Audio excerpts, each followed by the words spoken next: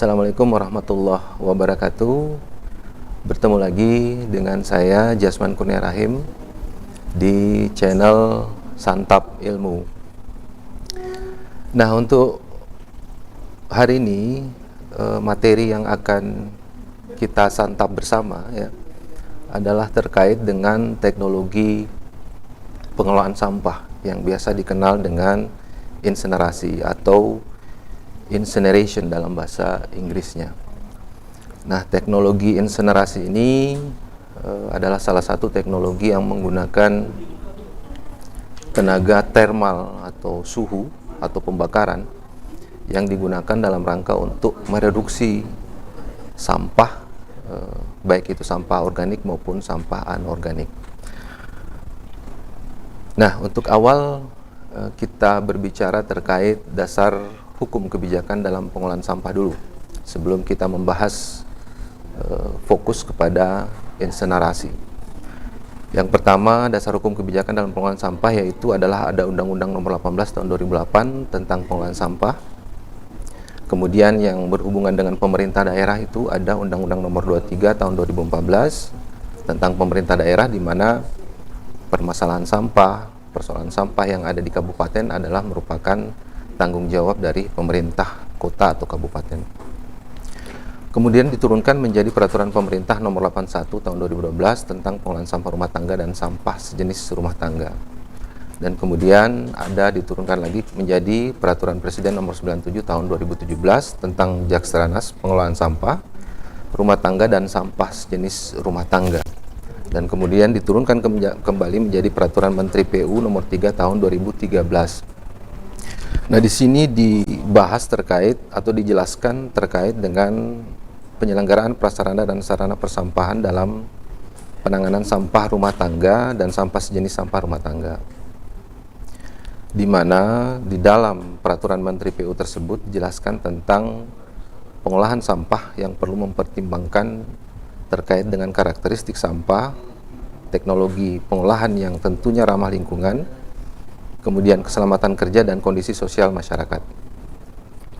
Nah, pada pasal 28 ayat 3 terdapat penjelasan terkait teknologi pengolahan sampah yang dapat berupa, yang pertama adalah teknologi pengolahan fisik, kemudian yang kedua pengolahan kimia, biologi, yang keempat teknologi pengolahan termal, dan yang kelima teknologi lainnya untuk mengubah sampah menjadi bahan bakar atau refuse derived fuel.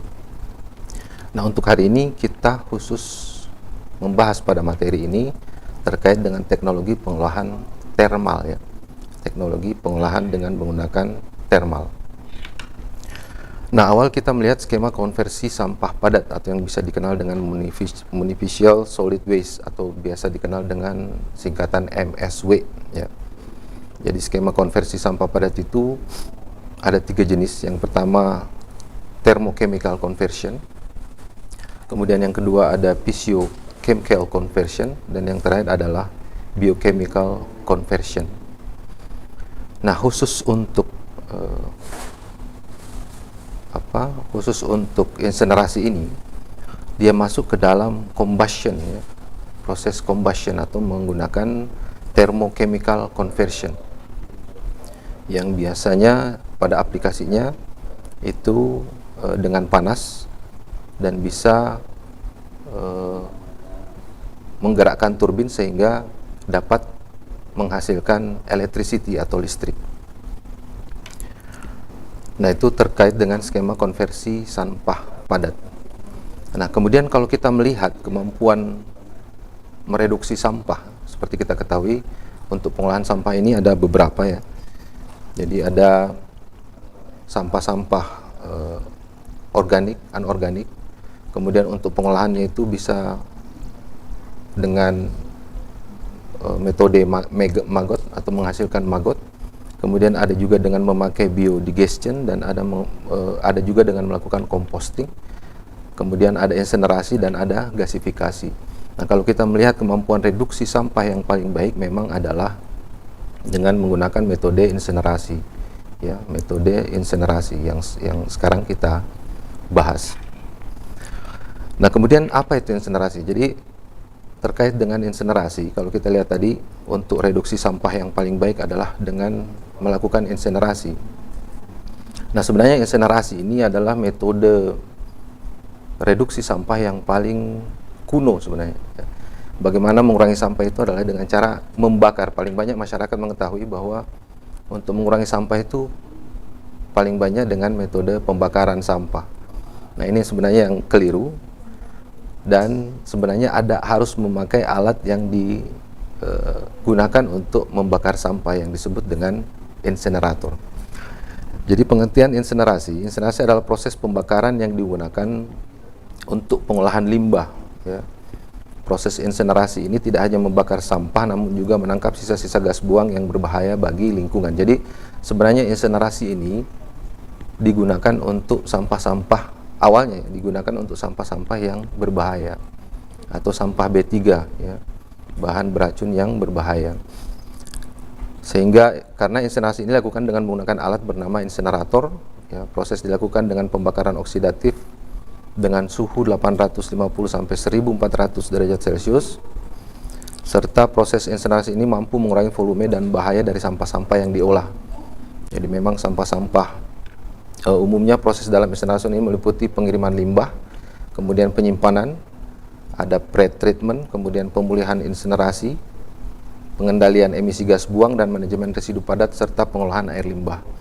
Jadi bukan hanya sekedar dibakar, tapi memang ada wadah untuk penyimpanan, kemudian ada pemulihan insinerasi, dan serta ada pengendalian dalam emisi gas buang, sehingga ini tidak menjadikan proses dari insinerasi ini kemudian menjadi masalah kembali, menjadi masalah polusi ketika misalnya tidak dikendalikan terkait khususnya untuk gas buangnya. Nah, itu pengertian sedikit terkait insinerasi. Kemudian jenis-jenis insinerator, ya.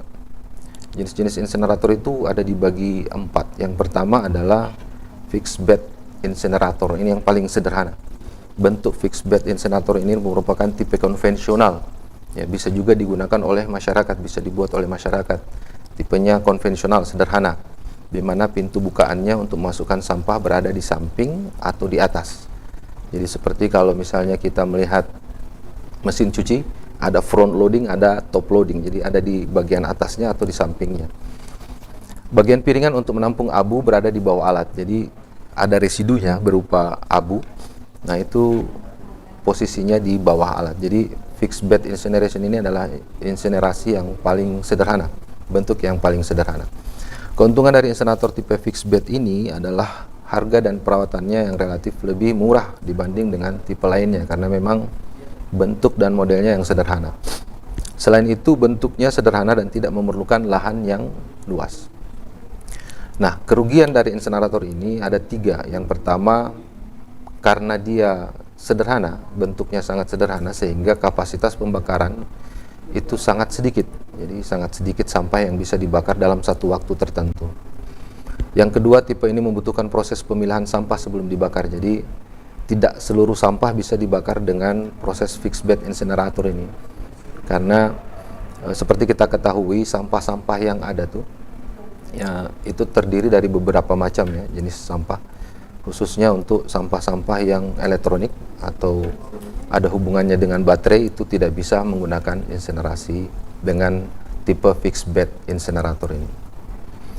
Yang ketiga, efisiensinya cukup rendah dan emisinya masih cukup tinggi. Jadi efisiensi dalam artian dari berapa sampah yang diolah itu tidak sampai berapa hasilnya, tidak sampai menghasilkan berapa banyak emisi, dan emisinya yang masih cukup tinggi, ya.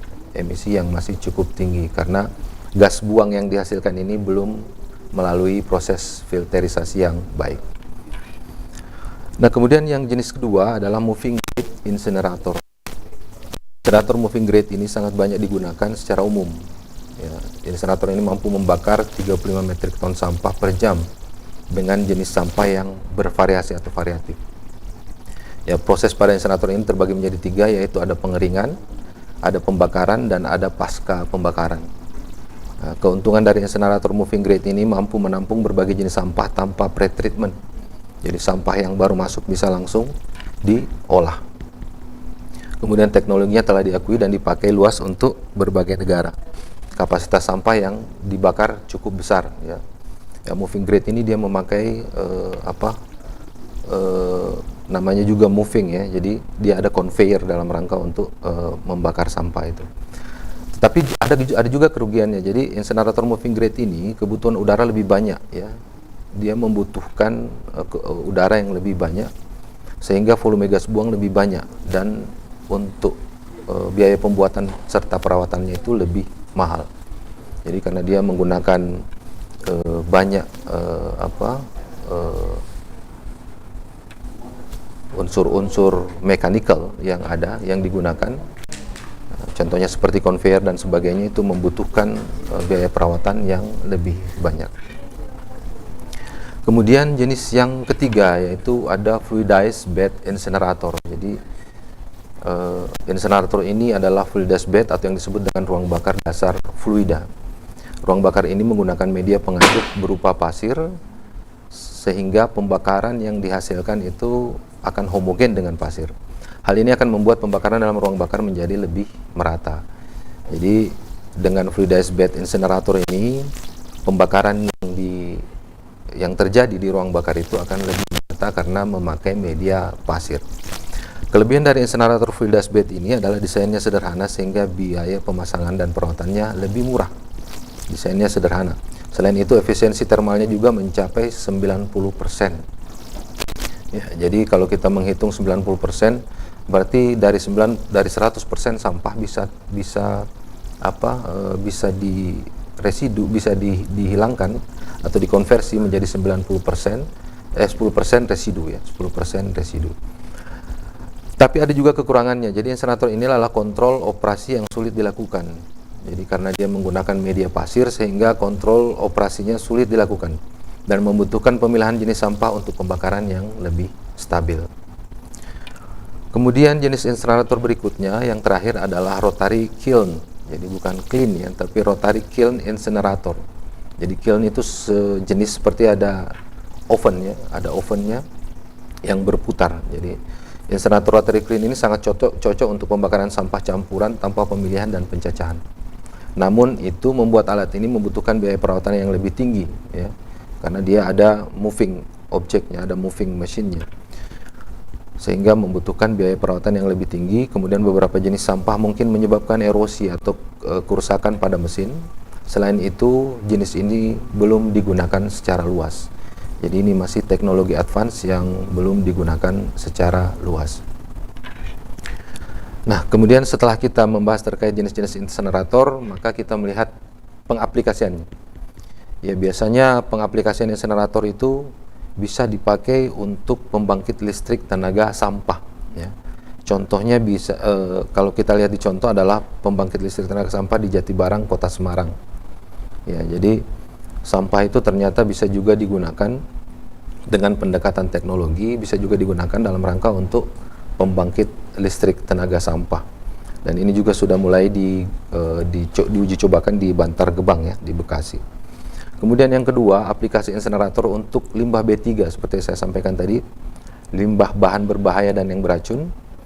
Itu kalau kita lihat contohnya ini ada incinerator PPLI, ya, PT Prasada Pamunah Limbah Industri, ya, meluncurkan incinerator inovasi penanganan limbah industri, ya, untuk daerah Bogor, Jawa Barat. Ya. Incinerator ini menjadi yang terbesar dan termodern yang terintegrasi di Indonesia. Jenis-jenis yang dikelola bisa limbah organik yang dapat terbakar seperti oil atau minyak, kemudian paint atau sampah-sampah dari cat, ya. Kemudian Usrex, limbah berbahan plastik, ya, bahan produk kadaluarsa, lumpur bekas pengeboran, ya, ipal industri, bahan kimia dan sisa sampel lembaga riset, kemudian limbah medis dari fasilitas pelayanan kesehatan, serta limbah-limbah yang pemusnahannya disarankan dengan pembakaran seperti limbah pestisida. Nah, ini incinerator ini sudah bisa mengolah sampah seperti yang saya sampaikan tadi sampai 800 ton per hari, ya. Jadi ini sangat baik pengaplikasiannya ketika misalnya kita mempunyai sampah di daerah kita atau di wilayah kita, kabupaten kota, itu sampai 800 ton per hari. Bisa langsung memakai alat insenerator ini. Tapi memang sebenarnya untuk insenerator ini tidak disarankan untuk dipakai dalam skala kecil ya, karena biasanya untuk skala kecil pemakaian insenerator ini hanya akan menambah polusi udara, karena pemakaian teknologi pun masih sangat sederhana. Jadi memang insenerator ini sebenarnya hanya dapat digunakan untuk residu sampah ya. Jadi jangan menjadi alternatif awal, tapi ini menjadi alternatif terakhir. Ketika misalnya sampah-sampah yang dikelola baik itu di TPS 3R maupun dari bank sampah maupun dari TPST itu sudah tidak bisa dikelola lagi. Jadi memang terdapat residu ya, jadi sampah yang tidak bisa dikelola lagi, itu baru kita memakai teknologi insenerator untuk pemusnahannya ya. Nah, kemudian dengan memakai insenerator ini sebenarnya ada juga residunya ya. Ada juga residunya. Jadi kalau kita lihat tadi skema diagram sampah, dengan menggunakan insenerator ini maka dia bisa mereduksi sampah sampai 90%. Nah, ternyata masih ada 10% residu. Residunya itu berupa apa? Biasanya berupa abu atau debu. Nah, residu dari hasil insenerator ini sebenarnya sudah banyak juga yang mengaplikasikannya ya, menjadi apa? Menjadi bahan bangunan ya. Jadi tidak usah takut juga ketika misalnya kita memakai metode insenerator, maka untuk residunya itu bisa dipakai sebagai bahan bangunan. Ya, seperti contoh kita lihat di materi tayang ini. Jadi residu dari insenerator itu dipakai, dicampurkan dengan semen dan air, kemudian dicetak sehingga bisa menjadi bata ya, bisa menjadi bata untuk bahan bangunan pembuatan rumah. Dan secara harga maupun secara kualitas ini lebih baik daripada bata-bata biasanya yang dibuat konvensional oleh selama ini oleh bahan bangunan, biasanya yang dijual di bahan bangunan. Jadi sudah banyak juga residu dari hasil insenerator ini yang digunakan oleh masyarakat dalam rangka untuk peningkatan perekonomiannya. Jadi tidak hanya dibuang atau dijadikan bahan timbunan, tetapi bisa juga dibuat menjadi bata atau bisa dibuat menjadi paving block yang sebenarnya kualitasnya ini bisa melebihi dari kualitas paving block atau bata standar yang selama ini diperjualbelikan di pasaran. Nah, saya kira demikian untuk materi insenerator ini. Terima kasih. Ini ada sedikit quotes ya, masa depan adalah milik mereka yang menyiapkan hari ini. Jadi kalau misalnya kita apa yang kita sudah persiapkan hari ini terkait untuk khususnya sampah ya, kalau misalnya kita hari ini belum sampai merubah paradigma kita terkait bagaimana melihat sampah ya, maka masa depan kita ya akan begitu-begitu saja. Tapi ketika misalnya melihat sampah ini sebagai satu peluang dalam rangka untuk meningkatkan perekonomian baik secara industri maupun perekonomian yang ada di masyarakat, maka ke depan sampah ini bukan hanya dipandang sebagai sampah saja, tapi akan dipandang sebagai satu komoditi yang bisa kita jual dan meningkatkan perekonomian yang ada di masyarakat. Terima kasih atas perhatiannya. Jangan lupa like dan subscribe untuk channel Santap Ilmu. Salam 3R. Assalamualaikum warahmatullahi wabarakatuh. Terus dukung channel Santap Ilmu dengan like, subscribe, dan share konten-konten kami ke teman-teman kamu ya. Sampai bertemu di konten berikutnya. Ayo belajar di Santap Ilmu.